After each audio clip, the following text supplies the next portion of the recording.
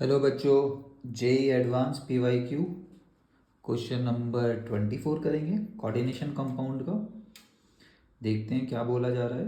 पहली बार में बोला जाता है कि ये Fe का जो कोऑर्डिनेशन कंपाउंड दिया हुआ है क्या वो पैरामैग्नेटिक है। तो पहली बात तो ये समझना है कि NO एक लिगैंड होता है जिसका चार्ज होता है +1, राइट। तो +1 चार्ज लेना पड़ेगा अपने को। सल्फेट हम लोग को पता है 2- होता है। तो कोऑर्डिनेशन स्फीयर के ऊपर क्या चार्ज आया, और NO स्ट्रॉन्ग फील्ड लिगैंड होता है।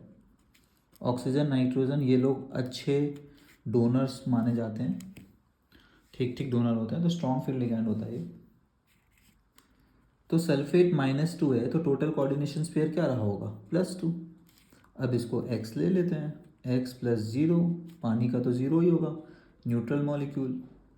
NO में +1 चार्ज होता है तो +1 इक्वल टू टोटल होना चाहिए +2। यहाँ से x आएगा +2, +1 उधर गया -1 इक्वल टू +1। अब यहाँ पे मेटल क्या है, central metal atom iron. Iron का जनरल इलेक्ट्रॉनिक कन्फिग्रेशन क्या, एटॉमिक नंबर 26। तो हम लोग बोलेंगे D6S2 4s2 3d6। ठीक है, अब इतना क्वेश्चन कर चुके हैं, हम लोग को पता है 3D सीरीज ही है। तो आयरन जो है यहाँ पे आया +1 चार्ज वाला। ऑल्दो हम लोग को आदत नहीं आयरन का +1 देखने का, +2 और +3 के यूज टू हम लोग, बट ठीक है। तो यहाँ पे आयरन जो है +1 चार्ज है। अब +1 किससे जाएगा, 4s से जाएगा, ठीक है। अब यहाँ पे खेल शुरू होता है, क्या NO स्ट्रॉन्ग फील्ड लिगैंड है।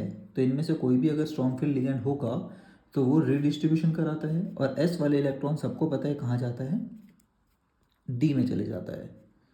तो ये अपना हो जाएगा 3D7, ठीक है, कोई दिक्कत। तो D7 कैसे होगा, D7 अपना अरेंज कैसा होगा, तो D7 अपना इस तरह से अरेंज होता है।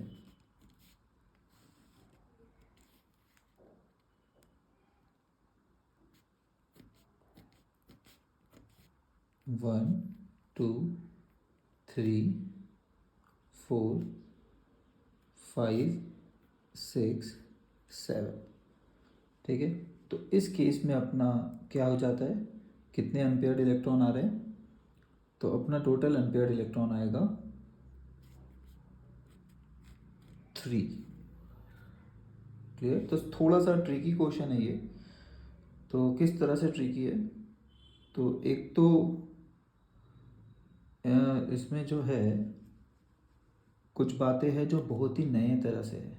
क्या है नए तरह की बातें, कि NO हम लोग का स्ट्रॉन्ग फील्ड है, फिर भी यहाँ पे 3 अनपेयर्ड इलेक्ट्रॉन हो जाते हैं, ठीक है। तो इसका जो जवाब है वो ये है कि भाई असर्शन रीजन दोनों ट्रू है और एक्सप्लेनेशन भी हमारा करेक्ट है, ठीक है। इसके आगे इसमें कोई भी एडिटिंग नहीं होता है, यही अपना सिनारियो रह जाता है, और इस सिनारियो के अनुसार हमारा आंसर बोलेंगे। कोई पूछा 3 अनपेयर्ड इलेक्ट्रॉन है तो जवाब होगा यस, ठीक है। तो we can mark it as a bit of exceptional question,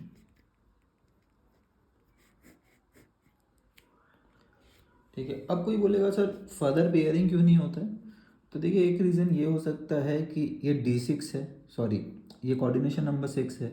अब कोऑर्डिनेशन नंबर 6 में या तो sp3d2 होगा या तो D2sp3 होता है। अब यहाँ पे क्या दो खाली करने का स्कोप है, नहीं है ना। ज़्यादा से ज़्यादा ये यहाँ चल जाता, उससे क्या दो खाली हो जाता, नहीं होता। तो ऐसा होता नहीं है इसमें, क्योंकि D2sp3 का स्कोप ही नहीं है।